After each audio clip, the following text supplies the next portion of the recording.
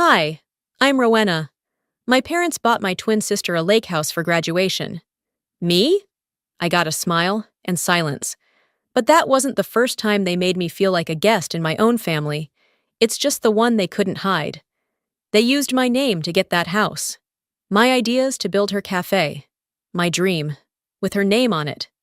And then I won the lottery. With a ticket they threw in the trash. You ever wonder what happens when the quiet one finally stops being quiet? The room was blooming with pastel colors, white roses curling up on the edges of napkins, and strings of silver balloons that spelled out one name only. Congratulations, Maris. Her name shimmered from the banners, from the menu cards, even the printed cake topper. I scanned the space again, but there wasn't a single trace of me. Not a single shared memory. Not even a "to our daughters" kind of sentiment. Maris stood at the front of the Lakeview Lodge banquet room in a white sheath dress, grinning like she'd just won a pageant. Maybe she had. In a way, she always did. Our parents stood beside her, Evelyn in her signature beige and pearls, Warren with one hand on her shoulder, looking proud in the way he never looked at me. The guests, mostly extended family and neighbors, clapped as my mother raised her glass. "I know we all came here to celebrate a milestone," she began, her voice smooth like a practiced MC. "And as parents, we wanted to do something special for our Maris. Something meaningful." The words drifted around me like fog. I had a weird hunch where this was going, but part of me still hoped, irrationally, that there'd be something for me too. Even a nod, a glance, a damn cupcake. Evelyn smiled wider. "Maris, we're giving you the keys to your future. Your very own lake house on Beaver Lake. Paid in full." Cheers erupted. Camera phones flew up. A cousin squealed. Someone yelled, "No way!" I sat at a side table near the water station, holding a glass of lukewarm punch. My fingers tightened around the cup. Every eye was on her, and none of them blinked my way. Maris gasped, hands clasping her cheeks. "Mom! Dad! Are you serious?" "Of course we are, baby," Warren said, pulling her into a hug. "You've earned it." I waited. I kept waiting. For a second announcement. A second key. Even a joke. And Rowena gets the boat. Something dumb but sweet. But Evelyn walked past my table, patted my shoulder like I was a coworker who forgot to RSVP.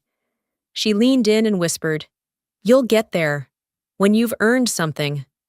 That was it. No speech, no name on the banner, no gift, no cake.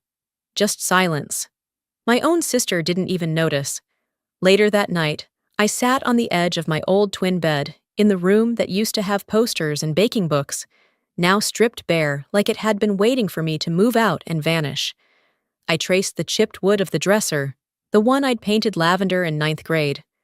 My trophies, local baking competitions, school honors, had been stored in boxes in the attic for years, while Miras's ribbons hung proudly along the staircase wall. I thought about all the times I'd quietly hoped for some acknowledgement. When I made honor roll every semester and got told, well, Maris had tougher classes. When I baked a wedding cake for Aunt Libby's reception, and no one even remembered to reimburse me for the ingredients. Now the cherry on top? Maris had plans to open a wellness cafe. In the lake house. My dream, a cozy lakeside bakery, turned into a sanitized smoothie bar with eucalyptus towels and kale chips. And they were funding her fully. Later, out in the backyard during golden hour photos, I was adjusting the strap of my dress when the photographer waved me aside. "Let's just do the parents and Maris for this one," he said, not even glancing at me. I stood there, a few feet away, watching them huddle together, all smiles and sunshine. Evelyn adjusted Maris's hair. Warren kissed her temple. A perfect little frame. Their ideal family. Not forgotten. Deleted. By the time the sun dipped behind the trees, I'd slipped away without a word. I drove aimlessly until I ended up parked near the edge of Beaver Lake, where the house, her house, stood like a smug promise of everything I was never meant to have. My phone buzzed. Group chat.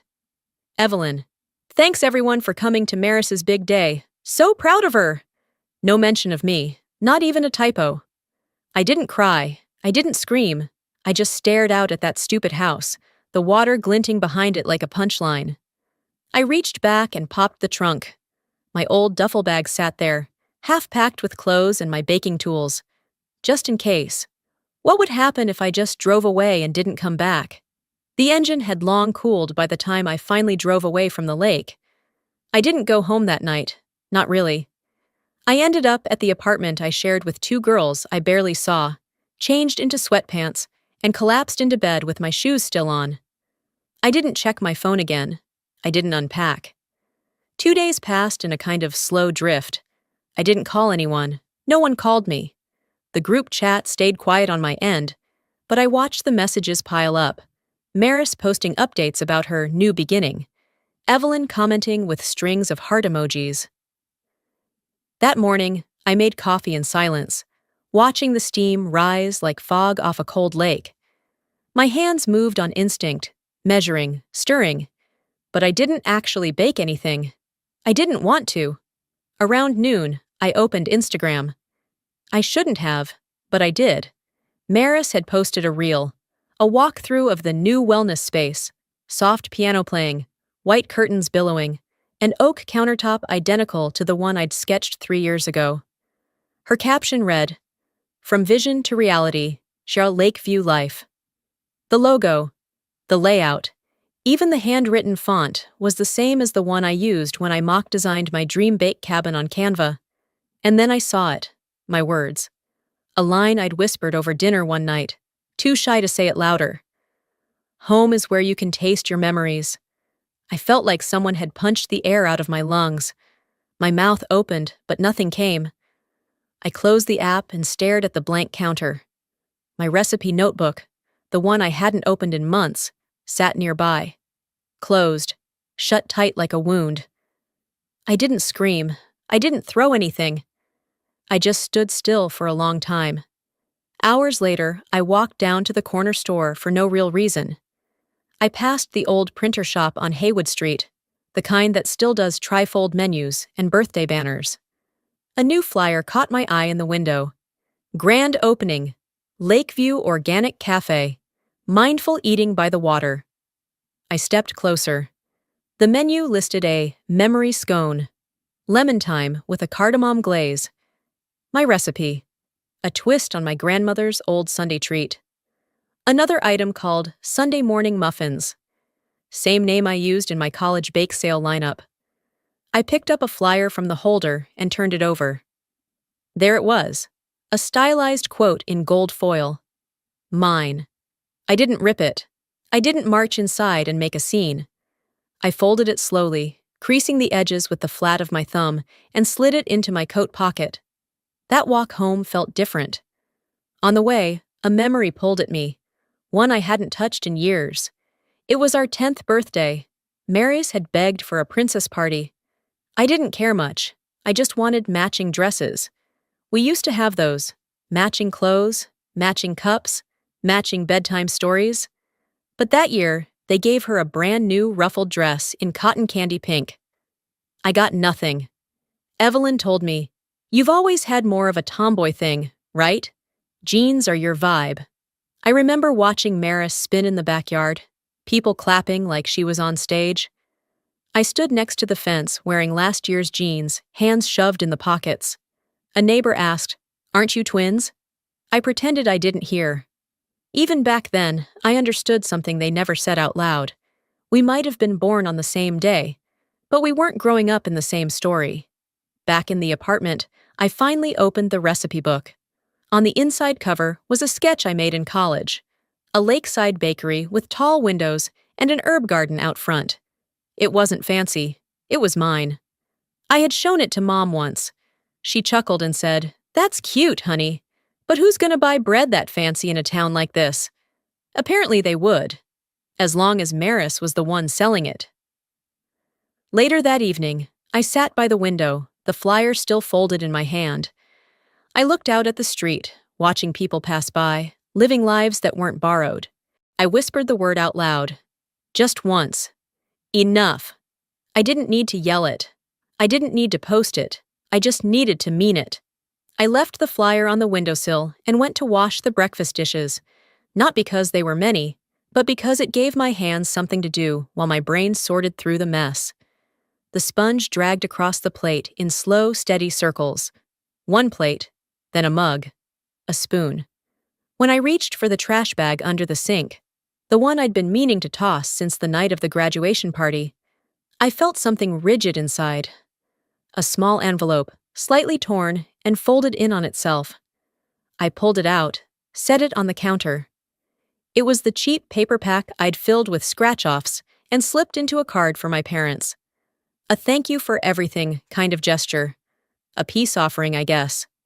Of course, it never got opened. I don't even know why I scratched it. Maybe out of spite or boredom. But I did. 3 identical symbols. I blinked and looked again. No mistake. Then I flipped it over to check the barcode, like I'd seen people do on gas station counters. The instructions were clear. This one wasn't a joke prize. I had to reread it 3 times. My legs felt suddenly weak, and I leaned against the counter, gripping the edge with both hands. It wasn't life-changing in a lottery fantasy kind of way, but it was enough. Enough to stop working weekends at the diner. Enough to open a business account. Enough to pay the culinary school term I'd never imagined affording. I laughed. Not the happy kind. More like the kind you make when a storm breaks and you're already soaked to the bone. I laughed until I had to sit down, and I didn't call them. Not Evelyn, not Warren, not Maris. Instead, I opened my laptop and made an appointment with a local advisor, someone who specialized in new businesses. Then I emailed the registrar at the Culinary Institute I'd bookmarked years ago but never dared apply to. I sent my documents, paid my first term in full. Then I browsed Craigslist and found a secondhand mixer from a bakery closing out in Brevard. I messaged the seller and arranged pickup. It had a few scratches and a dent on the side. That felt right. I didn't want everything to be new. I wanted to remember the feeling of making something from what no one else thought was worth keeping. Later that night, I made tea and sat in the kitchen. I opened the drawer above the oven and pulled out a small round metal tin. One I used to keep sewing needles in. I slipped the winning ticket inside and stuck a bright pink sticky note on the lid. They didn't scratch it. I did. And just like that, something inside me unlatched. I wasn't waiting anymore. Funny thing, about 2 hours later, my phone lit up. Voicemail, Evelyn. Her voice was measured, that polite coldness she used when she didn't want to sound like she was accusing me of something, but still wanted to imply I owed her a call. Hey, Ro. Just checking in. Haven't heard from you. We're still family, you know. Don't shut us out. I didn't hit play a second time. I didn't save the message. I just deleted it and got up to wash my cup. The next morning, I woke early. Not because I had to, but because my brain was still buzzing. I hadn't slept well. Not after that voicemail. I couldn't stop replaying her tone, that polite frost Evelyn always wrapped her real intentions in. It was just past 7 a.m. when I left the apartment, a thermos of coffee in one hand, class notes in the other. The walk to the culinary school downtown was short, maybe 15 minutes, but I always liked giving myself more time. I didn't rush anymore, not now. As I rounded the corner near the bodega across from the school's entrance, I saw him again. Same tan windbreaker, same tired sneakers, same half-smoked cigarette hanging from his lips like it wasn't supposed to be noticed. He didn't make eye contact, but his shoulders twitched when I passed. Subtle, not slick. The third time this week. I stopped, turned around, and walked straight up to him. Lose something? I asked. He blinked like I'd spoken another language. No, just waiting for my niece, he muttered, but his voice cracked on niece. I tilted my head. Which school does she go to? His silence was answer enough. Then he gave it up. Your mom just asked me to keep an eye, that's all. She said you've been making choices that worry her. Wanted to make sure you were safe. That word made my jaw clench. She paid you to stalk me under the excuse of safety? He didn't answer. just shrugged as if that made it fine. I didn't yell. I didn't threaten. I just walked away. When I got to class, I couldn't focus. The sauce reduction instructions blurred. I fumbled with the measuring scales. My instructor noticed but didn't say anything. He just watched, like he sensed I was balancing more than flour and sugar. Later, during my break at the bakery, I checked my phone. Another missed call from Evelyn. For some reason, I picked up when she called back again. Her voice filled the line without pause. Maris got the permits. The cafe is opening next week. The decorator says the lakefront view makes the whole space feel elevated. Don't you think that's just so her? I didn't answer. She didn't wait for me to. Anyway, we're still figuring out the logo. Dad thinks it should be cursive, but I told him sans serif feels more modern. Silence. Then she asked, almost as an afterthought. And you? Still baking? I got into culinary school, I said. A pause. Well, at least we let you stay in that apartment after high school. It's something. That sentence sat in my ear like ash. She hung up before I could respond. Back home that night, I logged into my cloud to update my project notes. That's when I saw it. 3 documents recently opened. All my architectural drafts. The Lakeview remodel file, too. The timestamps were from weeks ago. I hadn't touched them. Someone else had. I checked the IP log. It matched my mother's old account. She must have accessed it through an old shared device from back when I still lived under her roof. They hadn't just dismissed my dreams. They were still digging in them. I didn't panic. I didn't scream. I copied every single file to a flash drive, uploaded another copy to a legal archive, changed every password, set up 2-factor authentication.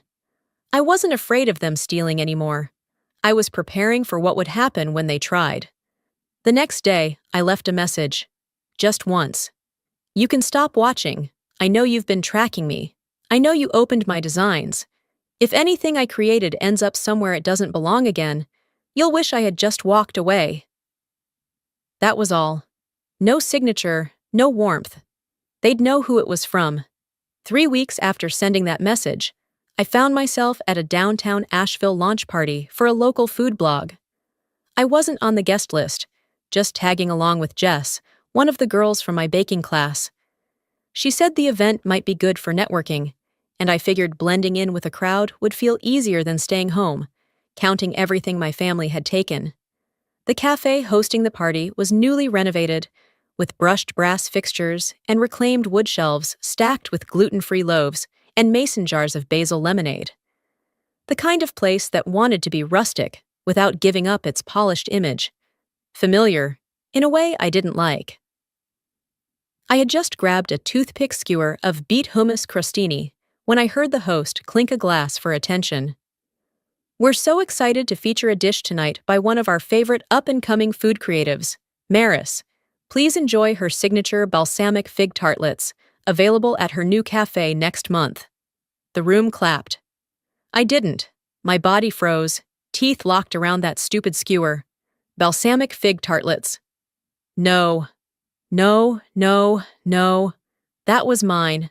The crust recipe, the almond flour ratio to butter, the touch of rosemary in the reduction, the garnish of sea salt that gave it contrast. Even the name. Signature, they'd called it. But the signature wasn't hers. I didn't stay to hear her speak. I backed out of the room, past the servers carrying trays, past the couple taking selfies under the neon Local First sign. I walked for 3 blocks before I stopped and leaned against the side of an old brick bookstore. My hands trembled, but not from shock. I'd felt this one coming. 2 months earlier, I had let her into my kitchen, again. She'd asked to play around with some plating ideas. I'd made fig compote that night, just messing with texture. She'd said, "This would be cute at the cafe if I ever did sweets." I hadn't thought much of it. I was too tired from class. I labeled the batch with flavor notes, little sticky tags, my shorthand, ratios, prep times. Turns out, she didn't want help. She wanted a test kitchen. Back at my apartment, I didn't scream or call or throw things. I opened my phone and pulled up the photo log from that night. Time-stamped. Ingredients visible. My notes in the corner of the frame. Then I went to my email history, found the thread where she'd asked about fig pairings, and I'd shared flavor theories. I started a new folder on my desktop and called it Lake House Lies. Inside it, I saved photos of every dish I'd prepped, voice memos I'd left myself while testing, copies of text exchanges. I backed it up in 2 places. At 10:42 p.m., my phone buzzed. Maris, voicemail. Hey, I used your tart idea. Just one time, Ro. It's not a big deal. Let's not make this ugly, okay? No apology. Just, don't make this ugly. I didn't reply. Instead, I printed out a recipe sheet, formal formatting, ingredients measured to the gram. I filled out the copyright form online and mailed the whole thing in with tracking. Just in case. Because just in case didn't sound paranoid anymore. It sounded like something a woman does when she finally knows better. The week after Maurice's voicemail, I stayed busy. I focused on baking orders from a few new clients I picked up online. Nothing huge, but enough to feel the slow burn of independence. I also submitted a microloan application to the local credit union. My plan was to buy a small used trailer, fix it up into a mobile test kitchen. Asheville had the crowd for it, and I was finally ready to move on my own timeline. 3 days later, the call came. "We're sorry, Ms. Granger," the woman on the phone said, her voice too chipper for what came next. "Your loan was denied due to an outstanding mortgage on record. It looks like you already carry a sizable liability." I blinked at the wall. "A what?" She repeated herself. I asked for documentation. She emailed the full summary within the hour. And there it was, printed plain as daylight. A mortgage tied to a lakefront property on Beaver Drive. My name was listed as co-borrower. I don't remember putting down the phone, but I do remember the sound of the paper tearing under my grip right before I dropped it on the counter and grabbed my keys. The credit union sat on a quiet corner off Hendersonville Road. I walked in like I had somewhere to be in 5 minutes, because if I didn't keep moving, I might not move at all. Inside, a man named Brad met me with a practiced smile and a printout of the original application. Signature, Rowena Granger. Only, it wasn't mine. The handwriting was close. Not perfect. And the witness line? My father's. Brad offered to get the loan officer who processed it. I told him no thanks and left before I could throw up in the fake ficus next to the front desk. Back at home, I sat down with a yellow folder and started building the timeline. Pulled my last credit report. Took screenshots of every flagged transaction. Compared signature samples from my license, bank forms, my school registration. They hadn't just stolen from me. They had used me because I had the better credit. Because I'd kept mine clean, paid down a card at a time while juggling rent and classes. I contacted a woman named Patrice at my culinary school's small business clinic. She read through the paperwork and said quietly, "You know this is criminal, right?" I nodded. "And you know, if you don't take this to court, it sets a precedent. They'll do it again." That night, I filled out the civil complaint form. By the next afternoon, I walked into the courthouse and filed it. Financial fraud. Identity misuse. I checked the box for immediate family. The clerk didn't flinch, but I did. Inside. Not from fear. From finally realizing how far they were willing to go just to pretend I didn't matter. The community buzz started almost instantly. A neighbor posted on Facebook, "Pray for families in conflict. It's never too late to heal." Maris tweeted something vague about betrayal and loyalty. Evelyn, true to form, didn't hold back. She left me a voicemail, clipped and brittle. "You sue your own parents? For what? For helping you? You sound like a bitter little girl who doesn't understand how the real world works." I didn't respond. I sent my lawyer a list of witnesses instead. My professors, my advisor, even one former bank clerk I'd remembered helping Dad that year. A few nights later, while on break at the bakery, my phone vibrated until the table danced. Unknown number, voicemail, Maris again. "Hope you're happy, Ro. You've made this ugly." You always do. That same day, she posted a selfie captioned, "Betrayal never comes from strangers." She wasn't wrong. It just wasn't the slam dunk she thought it was. I muted her account, tossed my apron in the wash bin, and stepped out the back door. The air had cooled, sharp and clean like clarity. I walked to the corner bodega and paid my culinary school installment in cash at the Western Union kiosk, under my name, with my account, for my life. After the payment was made, I tucked the receipt in my bag and walked the few blocks to the bakery, not because I needed to be there, my shift had ended hours ago, but because I needed to breathe somewhere that didn't have my name on a lawsuit or a family crest nailed above the door. That was 2 weeks ago. Since then, the whispers had gotten louder. People weren't even pretending to whisper anymore. At the grocery store, the post office, even the dog park, I could feel the same questions hanging in the air, like smoke from someone else's fire. Did she really sue her own parents? Over a house? No, it was more than that. Something about a loan, her name, something serious. The local art center was buzzing that Saturday night. Polished wood floors, cheap wine and plastic flutes, local musicians playing banjo near the snack tables.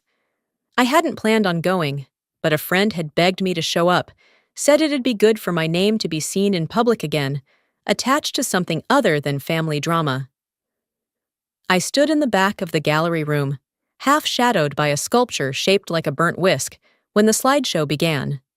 Faces of small business owners, farmers, bakers, chefs, artisans, all celebrated for community entrepreneurship. Then came the slide. There they were, Evelyn, Maris, standing in front of the lake house. The title underneath, Evelyn Granger and Family, Generational Impact in Culinary Innovation. I blinked once. I knew that photo. It had been taken 2 years ago, during a family cookout I had prepped for, styled, and, yes, photographed. I had been in the original, only now I wasn't. They had cropped me out, pasted some flowering bush in my place. Clean, polished, like I'd never existed. People clapped. Someone beside me muttered, "What a lovely family." I didn't move, didn't flinch, didn't let a single muscle betray what was bubbling underneath. I left before the applause stopped. Back in my apartment that night, I peeled off my shoes like they were made of lead and slumped into the desk chair. The room glowed with the soft blue light of my laptop. That's when a notification popped up. An email forwarded from Maya, a girl I hadn't seen since high school. Found this. Thought you should know. Attached was a screenshot of an email chain dated 4 years back. Subject: Culinary Scholarship Consideration, Rowena Granger. From: Admissions Office. To Rowena Granger, email.com. The catch? It wasn't my email, it was Evelyn's. Her reply read, "Thank you for the opportunity, but Rowena has decided to pursue a more stable career path and will not be accepting the scholarship offer." I never saw that email, never even knew I'd been offered a spot. I stared at the screen until my eyes burned.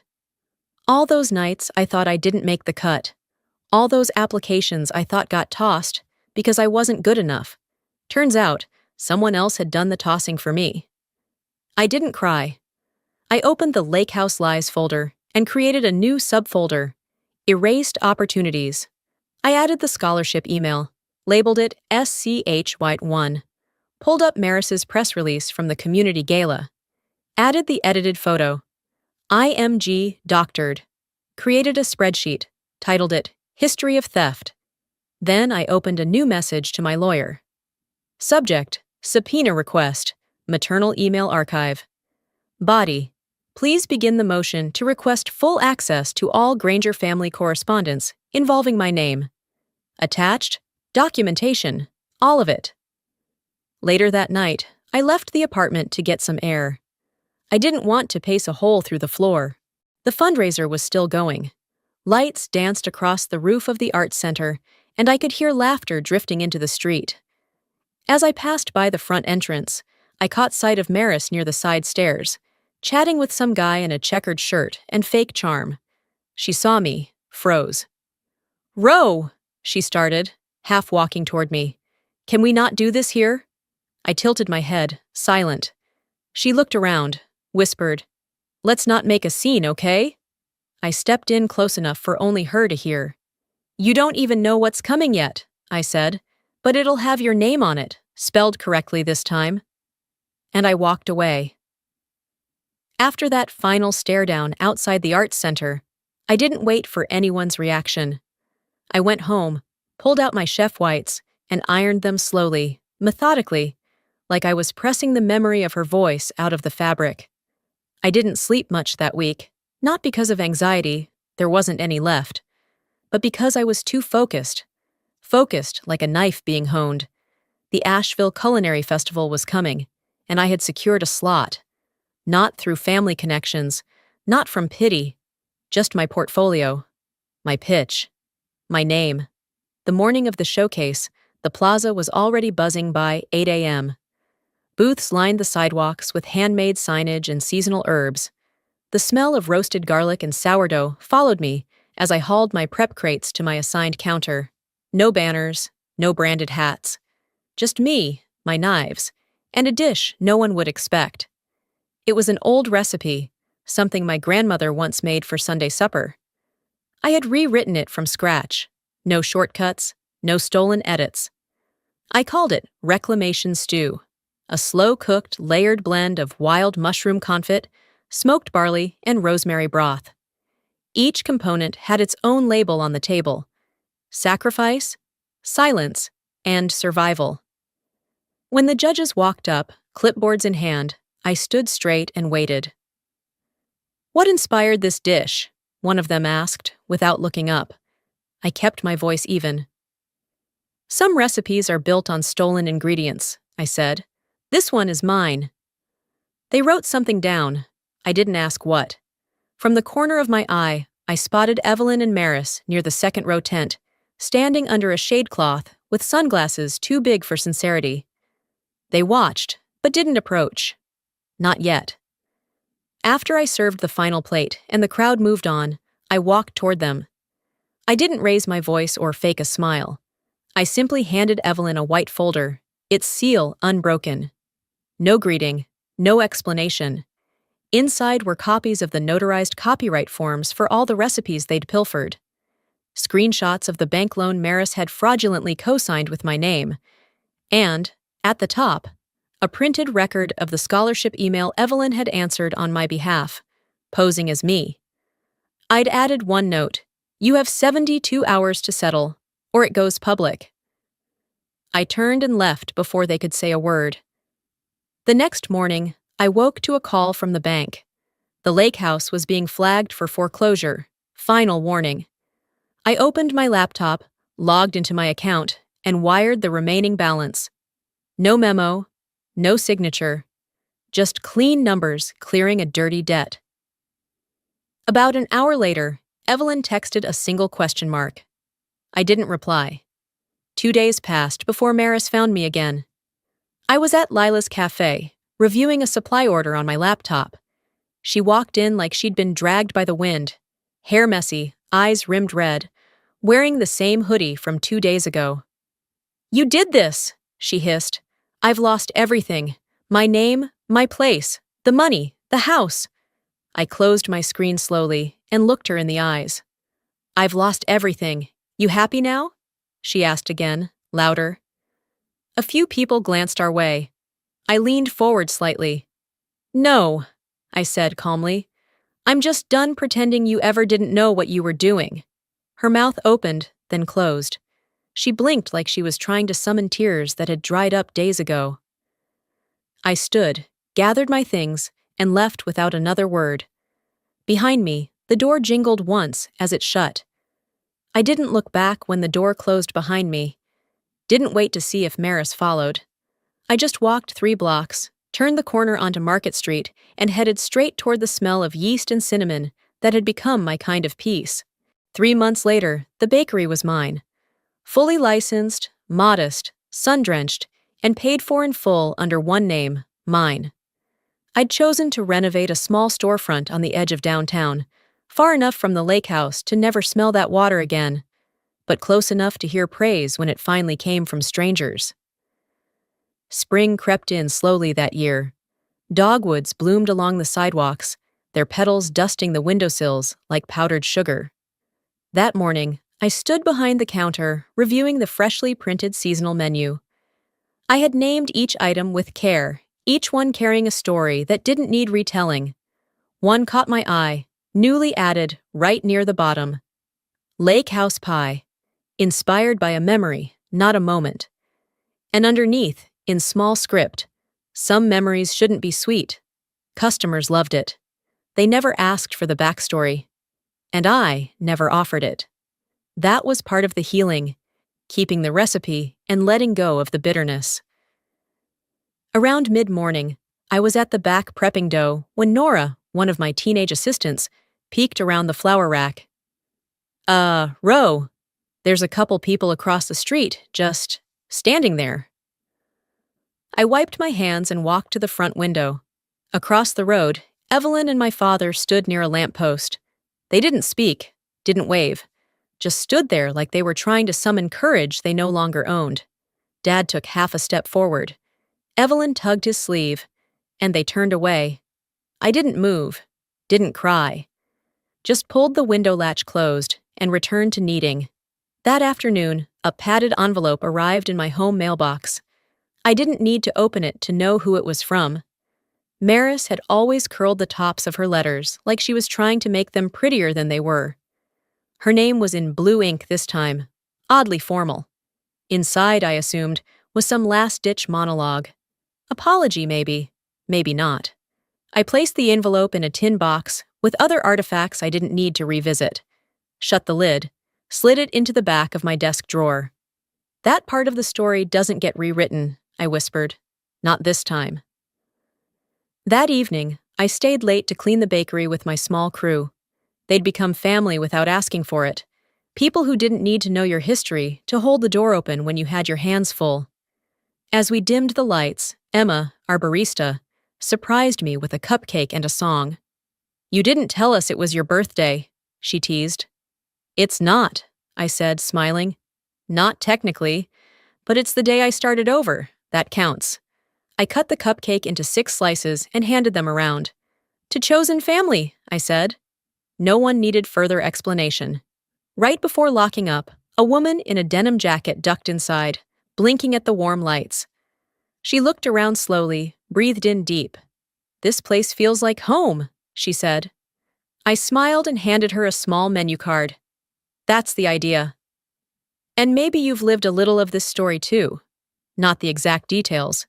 Maybe no lake house, no forged documents, but the quiet dismissals, the unspoken favoritism, the long wait for someone to finally see your worth. I know how it feels to be erased in plain sight.